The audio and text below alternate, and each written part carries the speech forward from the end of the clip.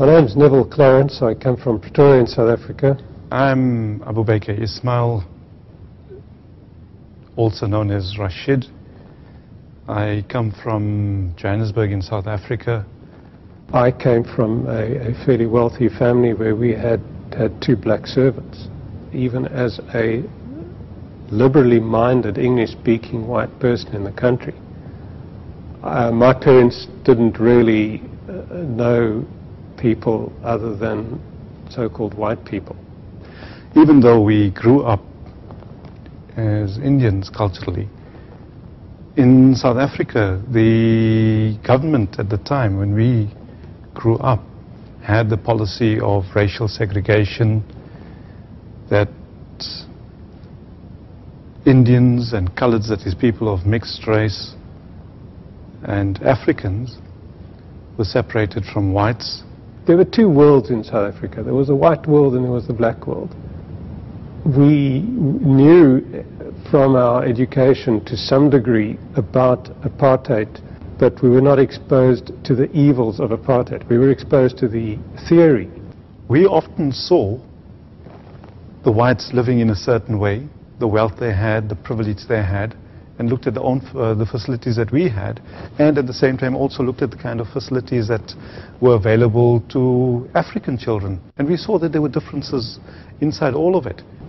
As a teenager, I thought, it would be really nice to say become a pilot. I joined the South African Air Force for the fun, for the excitement, to work with fast machines, aircraft.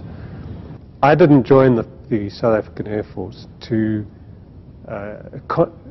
in some form of conscious attempt to be part of the apartheid maintenance machine, if you can describe it as that.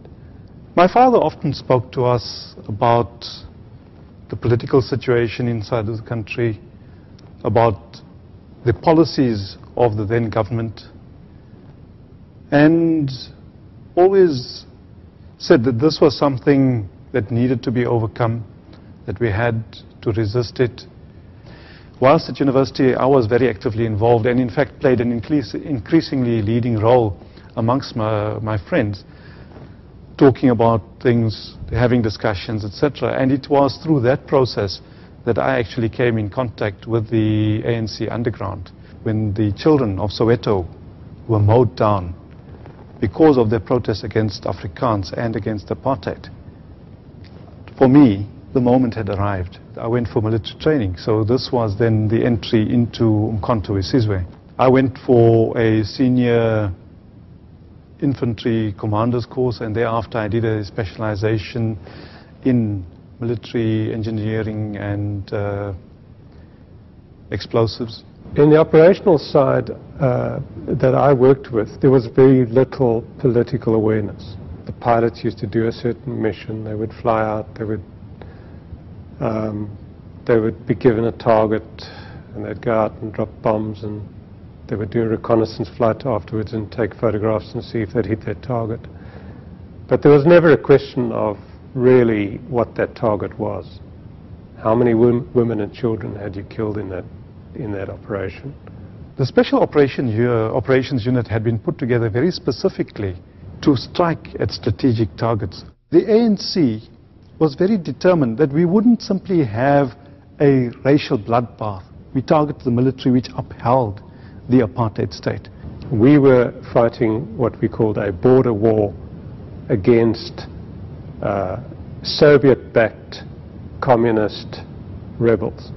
This is the kind of propaganda that was passed on to the military personnel, certainly the junior military personnel, that we were not there to maintain apartheid. In fact, that word in my 12 years, or certainly the first 10 years of my career as a junior officer in the South African Air Force, was never used. We needed to find a situation where we had a huge concentration of military personnel. We came to the determination that we should carry out the attack against the South African Air Force headquarters. I traveled by car to the South African Air Force headquarters building in the center of the city, We parked the car right outside the main entrance to the building. The car in front of me exploded. Instantly I didn't see anything. The windows were shattered, etc. And in fact, the Air Force building came very close to being condemned. Having lost my sight in such a violent way made me realize how serious things really were in the country. I felt I needed now to do what I had to do, and that was to try and make a change perhaps from within the system. Once I joined the intelligence system, the harsh realities of the oppression was being exposed to me on a daily basis, and it left me absolutely shocked. I'm proud to have been part of the liberation of my people. Yes, at times you sit back and think about whether it was all necessary. And the answer is a simple one. Had there not been apartheid, we would not have had to engage in that kind of thing. Since the explosion, I think I became fascinated with an overwhelming desire to know who was behind the explosion, how did it happen, why. On the first day of the Truth and Reconciliation hearings in Pretoria, where they were going to specifically focus on the Pretoria car bomb explosion, I had a message from a journalist through my lawyer who said basically that one of the victims wanted to meet with me. It was very important for me personally to know that I don't bear any grudges and that I don't see him as an enemy. To see Neville walking up blinded is a very, very moving thing.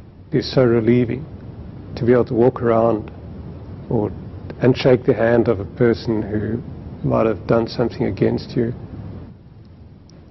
A meeting of the hearts. To be able to hold hands with someone whom you know has directly been affected by an operation that I'd planned. It was a dream come true. It was a wonderful experience, and it's still not over. It's still happening. It actually captured what the Truth and Reconciliation process was about. This is the beginning of something bigger, that we can walk down the roads and make the change. People who are still bitter, who are still affected by the struggle, that they must simply look at Abu Baker and myself and say, look, well, we can do it, why don't you do it? And to everybody I would say, there is hope, there is a future, and we can walk down the road and make a difference.